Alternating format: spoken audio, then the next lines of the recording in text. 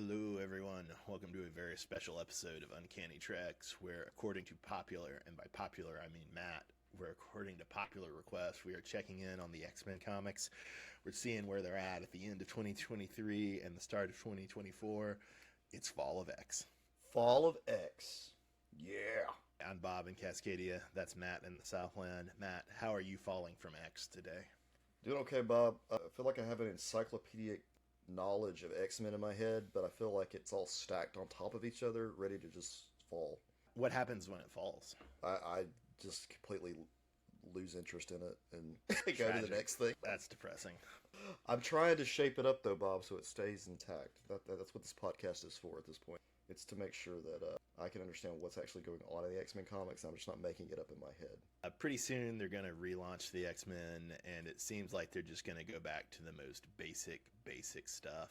It really depresses me, but maybe it'll increase your enjoyment of the X-Men. No, Bob, I am enjoying every last bit of this. This is good stuff. It's just to really understand it all, you have to have a knowledge of a great deal of X-Men. Like, you have to have you need to know about a lot of characters, a lot of different things going on at the same time. You really have to immerse yourself in Krakoa to get and understand, to really get it. At least for me, we'll see. When I was reading We'll see. Whether or not you do, we're going to immerse you into Krakoa anyway. I also want you to be honest with me, Bob, in saying that when it comes to the storytelling, the way that the Krakoa era was written, there's no hand-holding. Whereas I think with most comic books that I've read in the past, with the exception of some of the ones you've exposed me to, are very linear and good versus evil.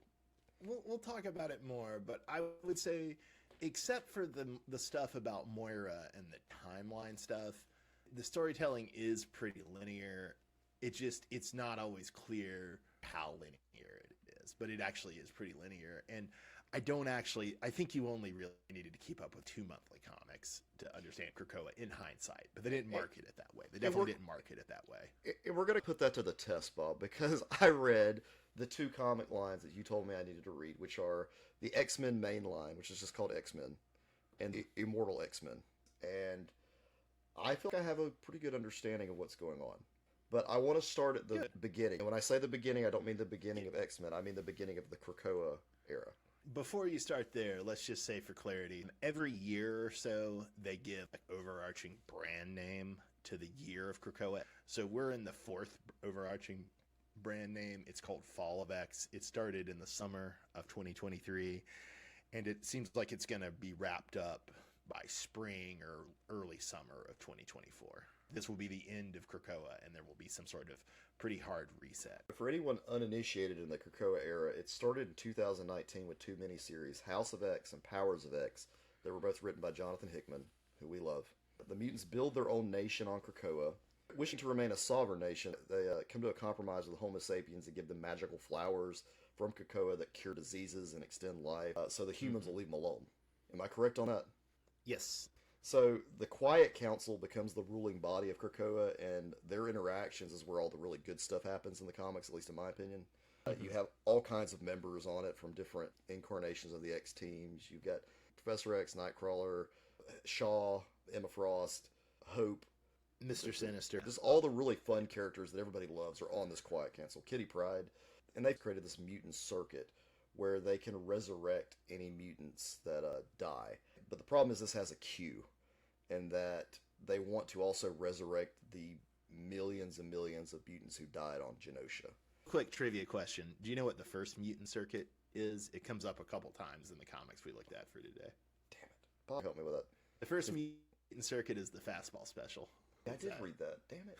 This circuit allows them to resurrect, but in order to resurrect these mutants on Genosha, they needed their DNA. Well, who has all this DNA because he collects it like their Pokemon?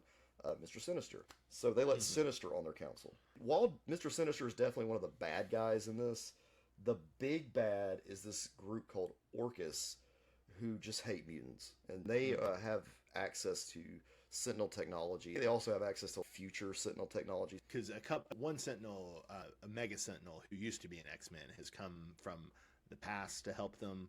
In prior versions, we saw Nimrod as a future Sentinel, but they've constructed Nimrod in the present. I'm not as familiar with Omega Sentinel, but I do know a good deal about Nimrod.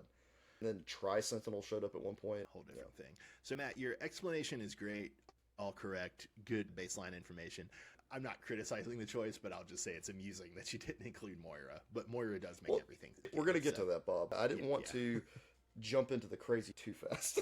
We also find out that Moira has this mutant ability where she gets reincarnated as herself.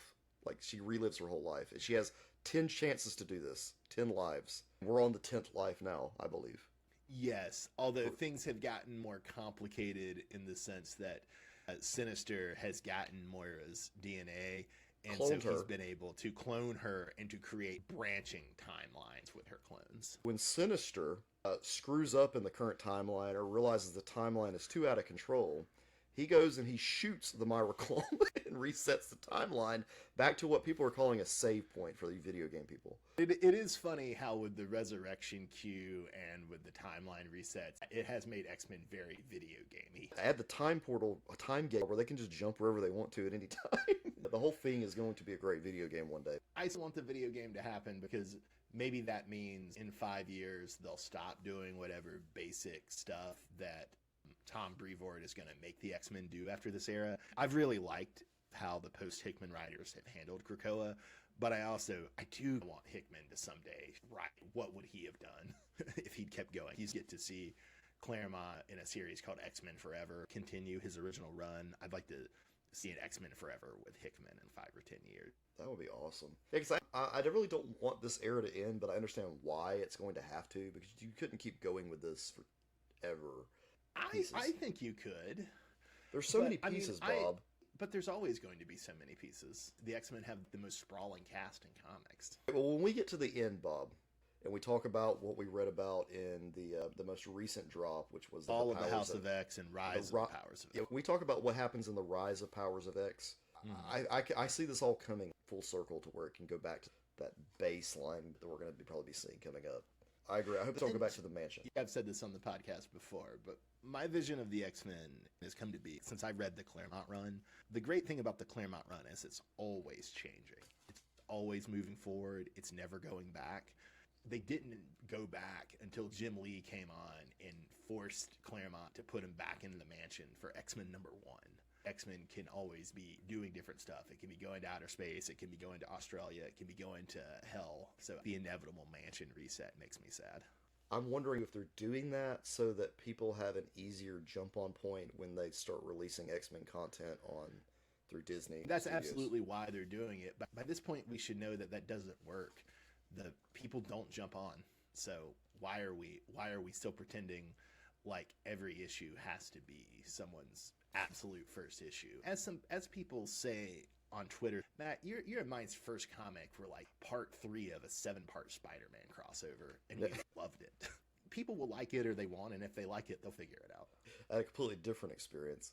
My first comic was a Batman comic right before Nightfall. I had Batman versus each foe, each villain. But the point, though, is you came in the middle. I didn't start his origin or anything. There were ongoing plot lines before Nightfall about him being tired, about John Paul Valley coming. There were already ongoing plot lines that you didn't start at the beginning of. But let's just put it this way, they weren't as convoluted as some of what we're going to be talking about here.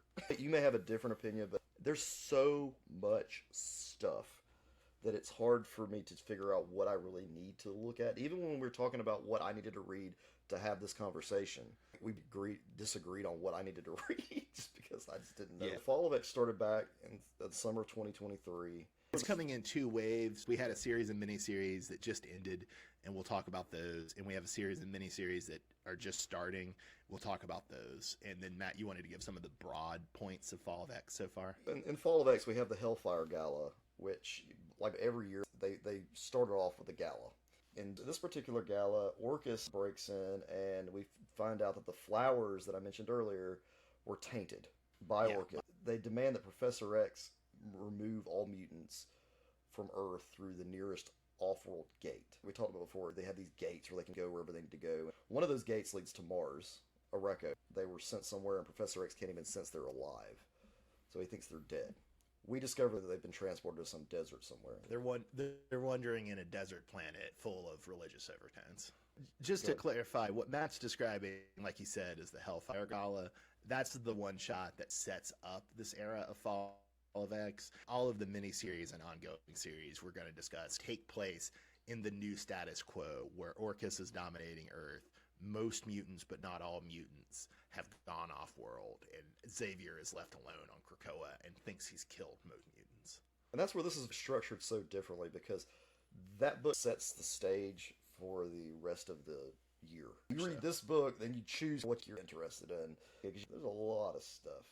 Let's look at some of these miniseries that came from the Fall of X. We're going to try and quickly go through the miniseries and some of the ongoing series that started X after the Hellfire Gala. If they have a sequel coming up in early 2024, we'll talk about that sequel. Only maybe half have sequels or have continuations. Bob, did you read all these? I'll say what I didn't read. I'll do that as well as we go through, because I've read some of them. Some of them only read half of it. The first one is Alpha Flight. You may know Alpha Flight. They're the Canadian superhero team that has some mutants on them and is often antagonists or allies of the X-Men, depending on the story. I've read or skimmed every Alpha Flight comic. That's not that impressive. There's not that many of them. And I like the characters who are on Alpha Flight, but I have never really read an Alpha Flight comic I have liked or admired.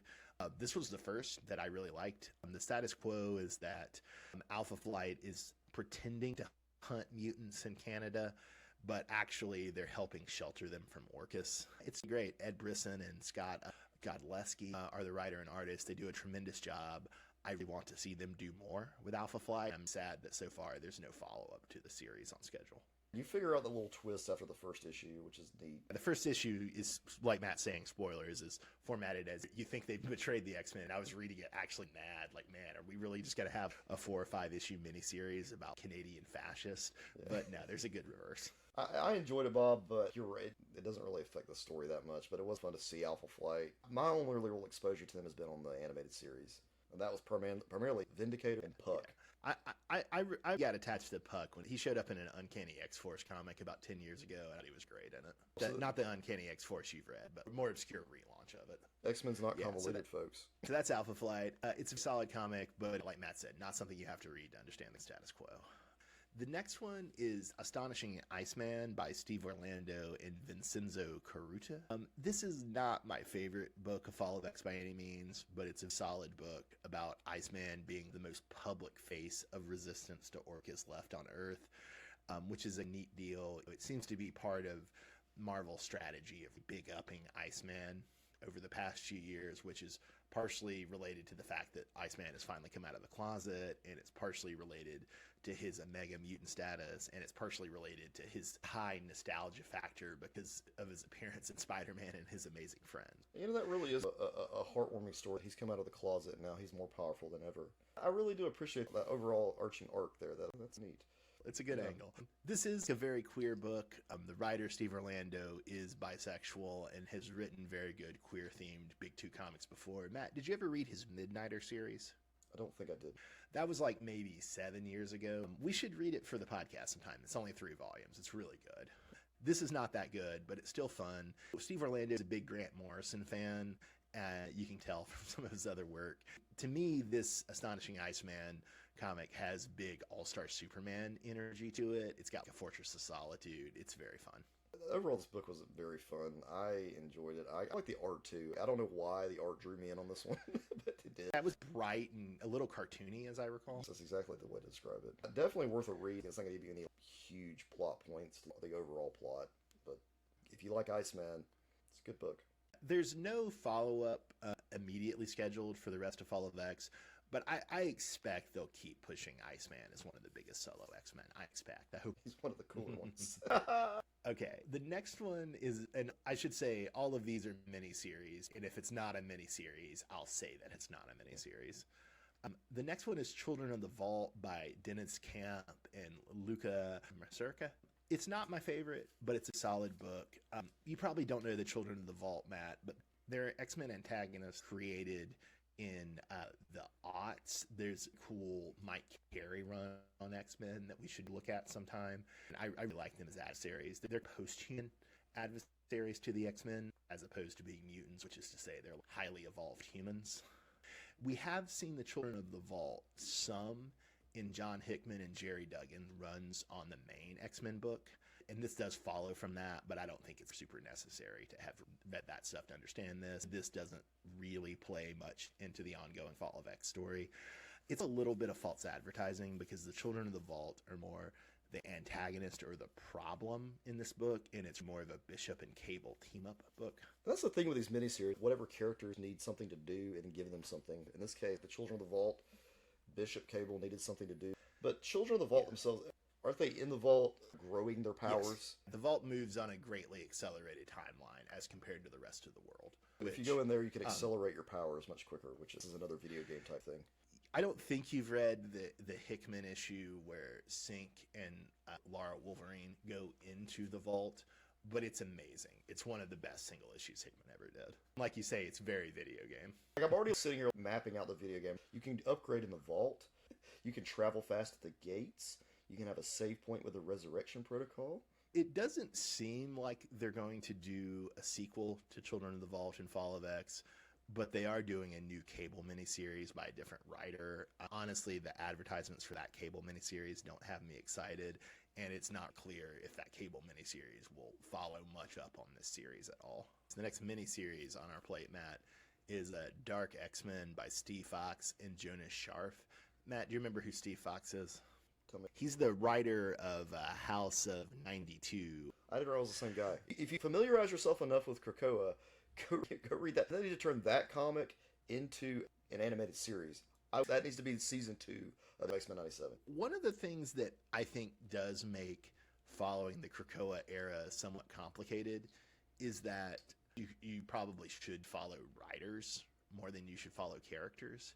And we'll talk about Cy Spurrier in a minute, who's had like an ongoing series through miniseries, where each series follows up on the previous series. Although with Steve Fox, that doesn't seem to be the case, because I didn't catch any major connections between House of 92 and Dark X-Men. His next series coming up is Dead X-Men, which I'm also not sure if that's going to connect to Dark X-Men at all. Dead X-Men looks like it's about a bunch of X-Men who get resurrected. That's an interesting series coming up in the Fall of X-Men. With Dark X-Men 2, it had this dark web crossover that apparently went through so many comic books.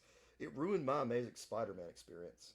It's a follow-up to the dark web crossover, which, as I understand it, you might know better than I. Basically, Ben Reilly and Madeline Pryor team up. That is exactly what it is. It sucked. I didn't read it.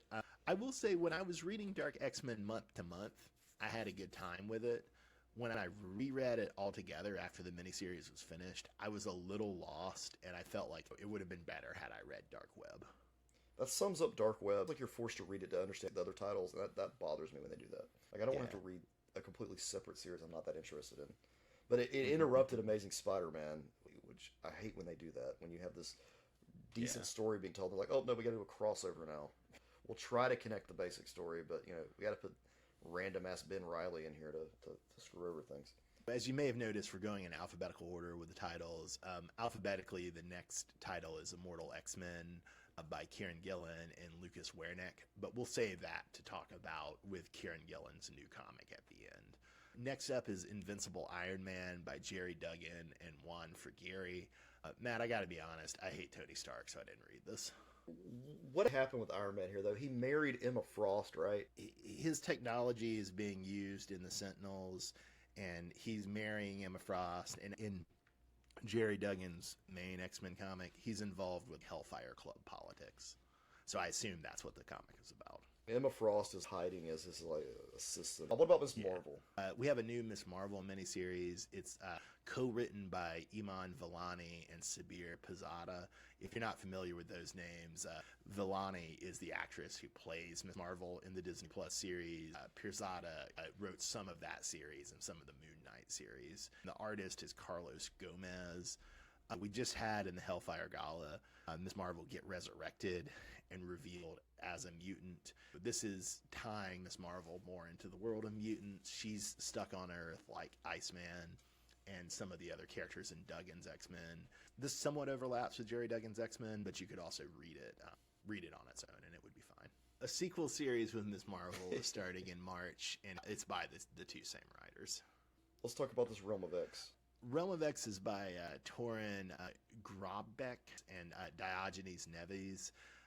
I'm trying to do a read of all of Marvel's Asgard comics, Matt, but I took a break around 2012, not in the year 2012, but around 2012. I didn't feel caught up to read this. In some ways, it looks like it's a follow-up to the New Mutant series, and it's about Danny Moonstar and Ilyana Rasputin in Asgard. I'll read this at some point when I'm more caught up with Asgard stuff. It looks like it could be pretty fun.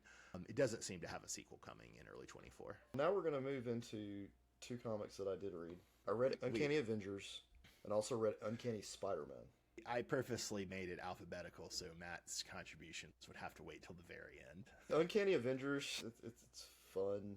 You get to see characters you recognize, at least, that aren't mutants, Captain America, and stuff like that. The Uncanny Avengers are always a team-up book of X-Men and Avengers, and sometimes also Inhumans and Eternals, but definitely always X-Men and Avengers. I have hated all three of the prior Uncanny Avengers books, but this one is pretty good. Matt, would you agree that it's probably the third most essential book to understand Fall of X? Of all the options, yes, I would say yes. I wouldn't say it's essential. You don't have to read it. In my opinion, all you have to read are Immortal X-Men and X-Men. But yeah, it's the third most essential. Jerry Duggan writes both it and the main X-Men book, so obviously there's some tie over there. We have a lot of good Captain America speeches in this. Captain America refounds the Uncanny Avengers to stand up to Orcus. We also have a romance between Quicksilver and Monet, which is fun. And then less fun for me, I hate this, Deadpool really wants to bone Rogue. I was happy to see Rogue in this series. Rogue has been a major feature of earlier Uncanny Avengers books, which is one of the reasons I dislike the Uncanny Avengers, is it tends to take Rogue away from the main team. It was good to see Rogue in this. But Captain Krakoa revealed as Steve Rogers' clone. I mean, whatever. For those keeping score at home, I never read this crossover, but it's called Secret Empire. Hydra has a clone of Captain America. The Hydra version of Captain America. So it's Nazi Cap. He's the bad guy, which makes a lot of sense. Uncanny Spider-Man. It's Nightcrawler dressed as Spider-Man to hide from Sentinels. And there's backstory with Mystique, where Mystique's gone nuts. You also have Nightcrawler having relations with Silver Sable, who's hunting him. Which is very fun. To be clear, Mystique's problems are just that the Xavier psychic whammy back in the Hellfire Gala. It's not more complicated than that. That's not, but it's weird. She's talking gibberish most of the time, to me at least. I'm just saying, there's no other explanation, though. It's Hellfire Gala. And that lies the problem sometimes. I think there's more to some of these things than there actually are. I'm glad you're saying that. A lot of times you're not missing anything. As I hope my summaries have shown to this point, you don't actually have to read most of the stuff. But at the same time, though, you feel like you're missing stuff constantly if you're not keeping up. That's maybe the major problem of modern comics, modern DC and Marvel, is readers feel there's more to know than there actually is to know. I've also noticed a lot of times with these comics, they'll mention they're going to go battle something. You no longer have those long, drawn-out battles on the page. It happens, and then the next page, it's the aftermath, which comics have shifted to that to some degree, especially with X-Men. Yeah. Whereas you would used to see these 2 or 3 pages of them fighting something. I don't see that as much now. We'll do it off panel, and then we'll talk about the repercussions. When I do that, though, I think that whatever that battle or whatever is happening in some other comic. And that's where I get lost, too. Like I'm thinking, oh, they're saving that for something else, but then there's nothing else that actually happens. There's 2 things in what you said, Matt, that are worth pulling out. One, I slightly disagree with you in that I do still think, like, most modern superhero comics still do have, like, action scenes, but you're right that the emphasis on the action scenes is not what it was for most of the history of the genre. When I say there are action scenes, yes, but I'm saying some of them, they pick specific scenes in which they want to show the action, and then others, they're okay, let's let that happen off panel, let them imagine how that happened and move ahead. The other thing that's in what you said is really valuable too, is that we grew up reading 90s comics where the crossovers showed everything in tie-ins. So the natural assumption you have after coming up that way is that, okay, if there's something that's alluded to or understated or off panel here, it'll be somewhere else. but that's no longer the dominant style. Grant Morrison, especially the way he wrote a DC 1 Million and Final Crisis, paved the way for this. More willingness to have stuff off panel than you would have had in a crossover like Legends or a crossover like 0 Hour. I didn't realize that until I read all this X-Men stuff. Like it's hit me now. There's a whole different way they're presenting this, a different structure that I'm not as familiar with because I'm used to the more linear aspect, painting every picture, every battle. Look at the random Clone Saga, how many issues you had to go through, and how every single detail about everything, it was awful.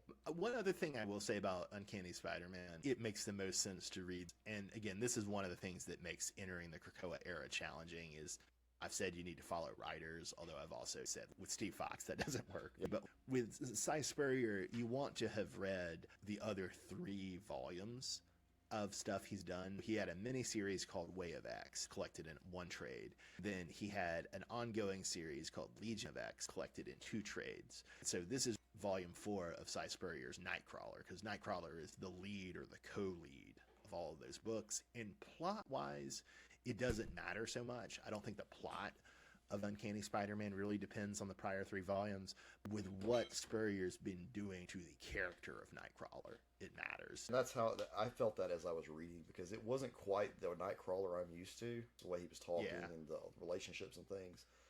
But at the same time, I understood everything that was going on. I didn't feel like I was missing huge, other than him talking to the little Bamf that was talking to him the whole time. That's somewhat more explained if you read Legion of X, although, again, it's not as big a deal as maybe you think it is reading it. And I got that, too, from the comic. He's dealing with this. I don't know why, but he's dealing with it. We'll just go with it. Overall, Cy Spurrier's ongoing Nightcrawler comic has been my second favorite part of the Krakoa era after Hickman and Gillen's ongoing stuff. It seems like it's done after this, and that makes me sad.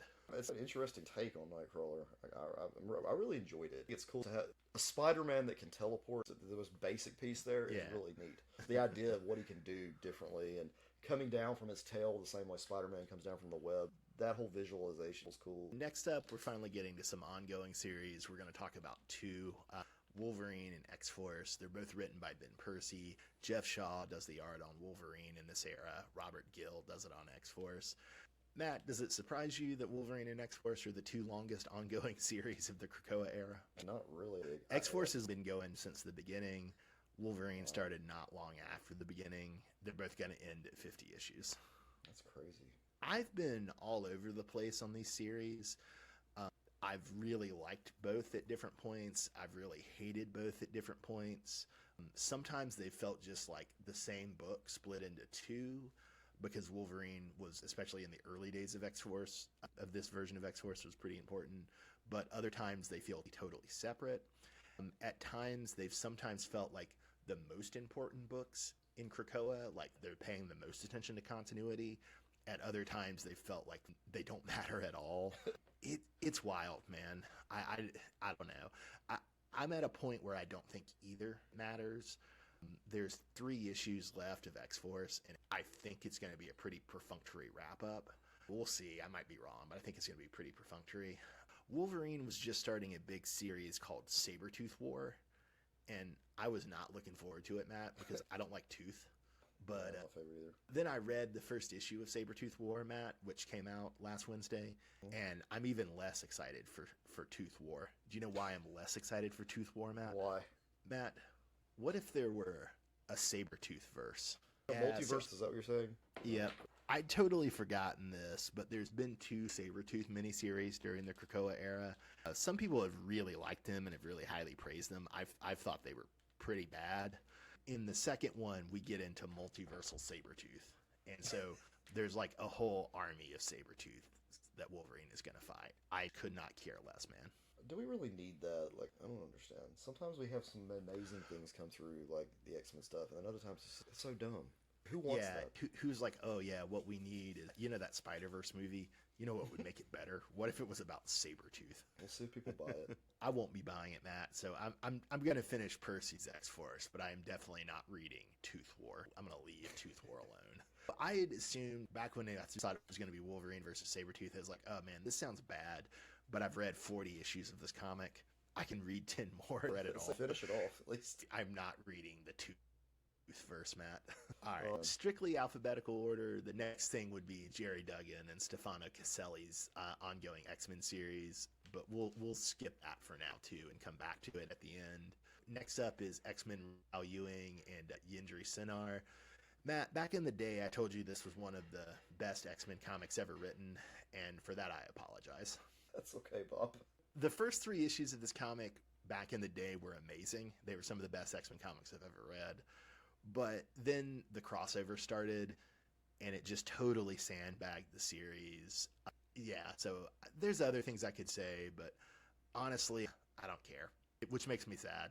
There is a sequel series coming. I'm not excited for it. It's called Resurrection of Magneto. Because, he can't just be completely dead.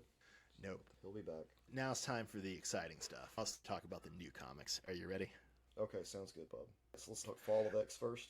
Fall of the House of X by Jerry Duggan and Lucas Wernick. After the Hellfire Gala, one of the main books to read to follow this was the ongoing X-Men series. It's about the resistance of the X-Men left on Earth, and we see Kitty Pryde go full Shadowcat, embrace her ninja training from way back in the Wolverine and Kitty Pryde miniseries. We see Cyclops in captivity by Orcus. We see the Juggernaut getting broken out. We see some of Emma Frost's machinations. We see Miss Marvel meet Doctor Doom and Doctor Doom's Latverian mutants. It's a pretty fun series. I've been up and down on X-Men by Jerry Duggan, but the last 6 issues or so have been great. It's been a really fun underground resistance book after the Hellfire Gala. And then what I thought was going to be the continuation of that is Fall of the House of X by Jerry Duggan and Lucas Wernick, but it's not really so much that, right? Have you ever read the famous Trial of Magneto issue from Uncanny X-Men 200? That's the one where he has that weird costume with a big M on it. It's making a return in 97. So we basically are redoing the Trial of Magneto, but instead it's Orcus putting Cyclops on trial, and it feels a little more accelerated than the Uncanny X-Men 200 too. So the focus of this issue is mostly on Cyclops and Orcus. It definitely follows from Jerry Duggan's X-Men series, but it didn't pick up the threads maybe as much as I was expecting.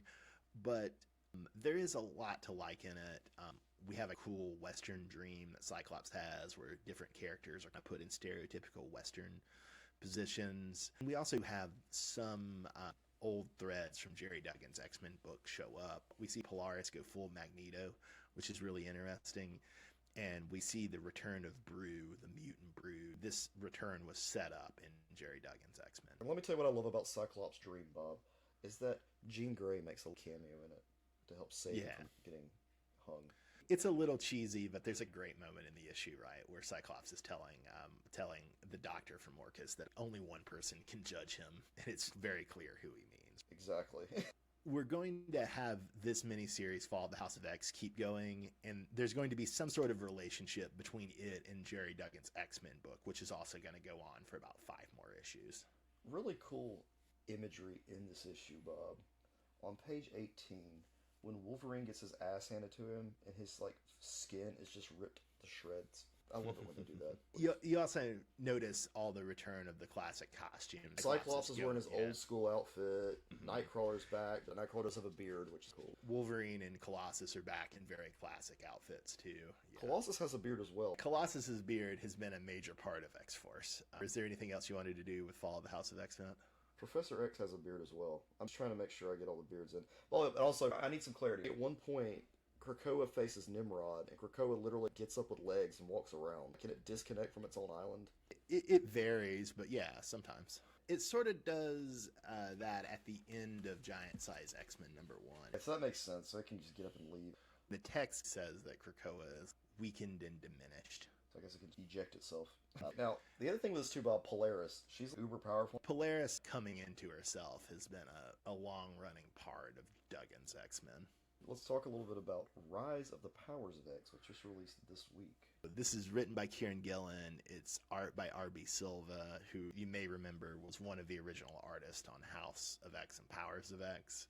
I was really surprised by this one. I was expecting it to be more of a sequel to the end of Kieran Gillen's Great Immortal X-Men series, which you talked about a little, Matt. It's Exodus, Hope, Destiny wandering on the desert planet with most of the Krakoan population.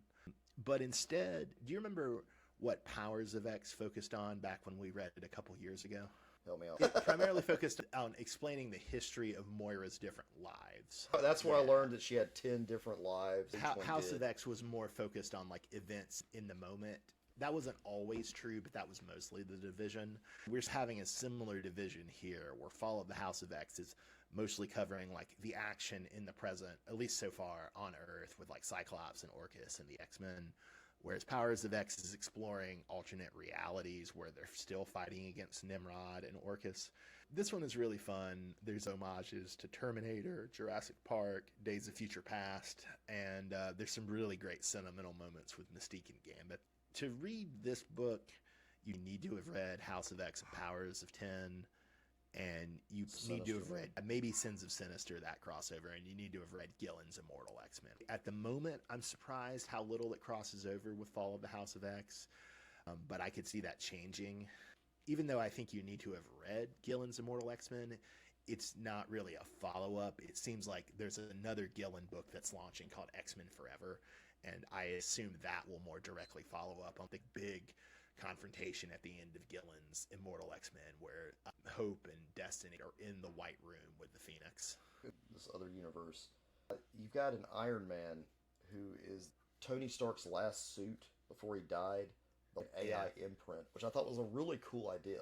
Tony Stark will apparently live on forever if he wanted to. And you've got Captain Krakoa, who in this case is Kamala Khan. Exactly. And you've got this weird incarnation of Shadowcat that I even had to question you about. She's called Shadow Tiger. She's way bigger and darker looking. It says she swallowed a death seed. You have Wolverine, who is the living X sanction, which I didn't know what that meant, but I'm assuming it's something cool. I think it's a little bit of a reference to the early 90s way of titling things, Extinction Agenda, and things like that. X sanction. But see, there my brain is like, oh, is there a book I missed where he becomes the X sanction? The book intentionally swerves you on this because initially it maybe seems like it's set in the present, but then you have to track that, okay, no, this is a dystopian future X-Men. You got to keep that in mind when you're reading these too, because this is just an alternate universe, and the characters are really cool. And there's a lot of interesting stuff playing with the idea of AI. We see the Dominion in this, who's sort of present in Sins of Sinister and the end of Immortal X-Men. But here, to me, he looks like Solaris, the tyrant son from All-Star Superman. Yeah. There's a lot of playful stuff, especially since Hickman stopped writing. Nimrod has been played very playful and contemptuous of the mutants. He's had this amusing moment of Dominion shows up and Nimrod just waves and says, "Hello, God." You really have to read Sins of Sinister to get an understanding of what is going on with Nathaniel Essex, other than what they mentioned in Immortal X-Men. Because they give you the idea. Sins of Sinister really pushes it forward, where Mr. Sinister's been using his Myra engine to bring himself back. He's also managed to alter the DNA of mutants who have been resurrected to give them some of his genetics, which then turns them into Sinisters. He's done this so many times that the entire Quiet Council on one of the timelines is corrupt by Sinister, but then they turn on Sinister. It's a fantastic comic, and the strange thing is, it's a whole separate, because they've messed with the timeline so much, and there's so many different pieces involved with how they can affect things. It never really feels like it has like the high stakes. It's just a fun read. Sins of Sinister is Mr. Sinister's Age of Apocalypse. Also, this was implicit in what you were saying, but to draw it more out, Sinister, his goal is to make everything himself. Right. You have all the mutants, but they're just all Sinister, right? They all have the diamond on their head. Sinister's goal of becoming Dominion is the ultimate expression of that. Right. One other thing I wanted to say about Rise of the Powers of X is it was interesting that when Powers of 10 and House of X came out in 2019, AI was something people talked about, but it wasn't a present reality. Whereas now, a few years later, when they're wrapping this up, everybody's talking about AI as an aspect of daily life. Now, I don't think what we're talking about is AI. What we're talking about are chatbots and large language models and predictive text algorithms. That's a far, far cry from the science fictional dream of artificial intelligence. And honestly, to call it AI is misleading. But it is interesting that Rise of the Powers of 10 comes out in this moment, and it does have a bit more playful, a bit more ridiculous sense of AI because of what's happened in society in the ensuing few years. What's so strange, Bob, is we're trying to make the future into what we thought it was going to be by calling these things that, like the hoverboard. The thing they call the hoverboard is not the hoverboard. It does not look like a hoverboard. Yeah. The thing they're calling AI is not AI. Now, virtual reality, it's getting there, but not quite. Yeah, it's getting there. Yeah, it's not quite. Not quite what Matt wants from VR Troopers. That is an interesting point, and how, in a sense, though, our environment has shaped this comic, the outcome of this comic. Whereas Powers of 10 by Hickman in 2019 or Terminator takes AI deadly serious, in Rise of the Powers of at 10, it's a little bit of a joke. Matt, I did want to ask you, you know who Sync is. Yeah. Did you like him showing up as the Professor X figure? Yeah, that was different. I wasn't expecting that, but it was cool. And this is a spoiler, but when Sync says "Remember Apocalypse," I do, that activates Apocalypse's power set. That was extremely badass. He even looks like Apocalypse in the face, but he's got the Sync outfit. Yeah, that was a smart move. I wonder how long they've waited before they had to do something like that with him. With Jerry Duggan, one of the big projects of his X-Men comic has been not just big-upping Polaris, but big-upping Sync. Hickman started this because the big-upping of Sync started with the issue where Sync and Laura Wolverine go into the vault. And we're getting Sync as one of the most prominent X-Men. I'm here for it. We both read some Generation X when we were kids, but I really liked Generation X. It hit me a lot. So seeing characters from that, like Sync and like Monet and Uncanny Avengers, hit the big time really makes me happy. So, we'll talk about the big ending. The big twist is Professor X is going to murder a 13-year-old Myra McTarget. He and Cypher are going to send Rasputin the Fourth, who's been another ongoing character. She's from the Sins of Sinister timeline, but she came back into the present and has been on the X-Men. They're going to use her to kill Moira before her gift activates, which is an amusing taunt to all of us worried that these comics are just going to reset and erase Krakoa. They kill her. I don't think it's going to play out like we expect. You don't think so? I feel like they've written this to where they can go back to the status quo pretty easily with this murdering of Moira. Maybe they're lying, and by they, I mean Tom Brevoort, the editor who's taking over the X-Men, who has me feeling so worried. Maybe he's lying, but I think they are going to significantly reset the continuity, but I don't think they're going to erase Krakoa from the continuity. And they're going to be very creative with how they do it, so hopefully they thought it through. I'm sure they have. This may sound paradoxical, but while I'm very worried about what comes after Krakoa, I feel good about how this era of X-Men is coming to a close. Like, Kieran Gillen is one of my absolute favorite X-Men writers. I love his Uncanny X-Men run from the early 2010s. Love what he's done on Immortal X-Men. Has a really interesting way of playfully imitating, but also subverting, expanding, and mocking what writers like Grant Morrison and John Hickman do. So I'm really excited to see what Gillen has coming for us. And I'm up and down on Jerry Duggan.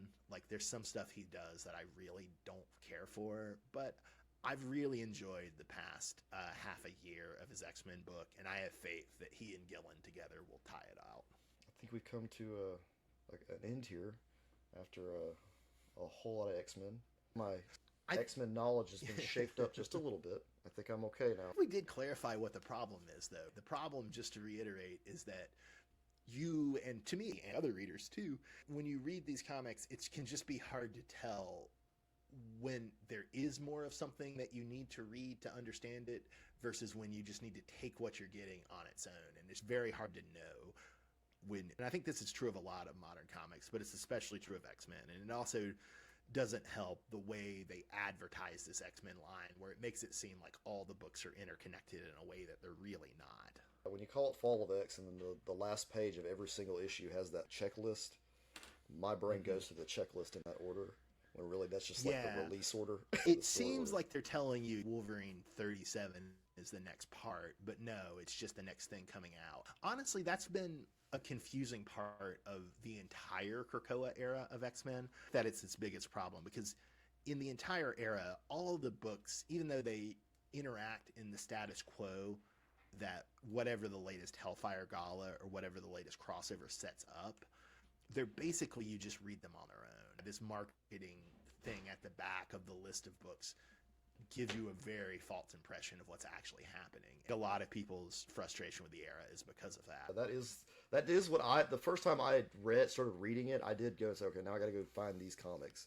And then I start reading them, and I'm like, they don't really line up with anything going on. But I guess that's why we have podcasts like this, Bob, so we can go through people what happened or how good it is. I started reading this stuff week to week when the second or the third week of the launch of the books after House of X and Powers of 10. I was hearing so much hype and so much good stuff that I just jumped in. Sometimes it's hard for me to remember because it was 2019, but I had the confusion as well over time because I've been reading this stuff mostly week to week as it's come out. I've realized that no, it really is just about following writers who are doing kind of ongoing series through miniseries. It's not about treating all of these different titles as multi-parts in an ongoing story. Here's to hoping that they put out a Krakoa season of X-Men 97 and possibly a video game. Oh, and Spider-Man 2, get us a DLC of the Nightcrawler costume.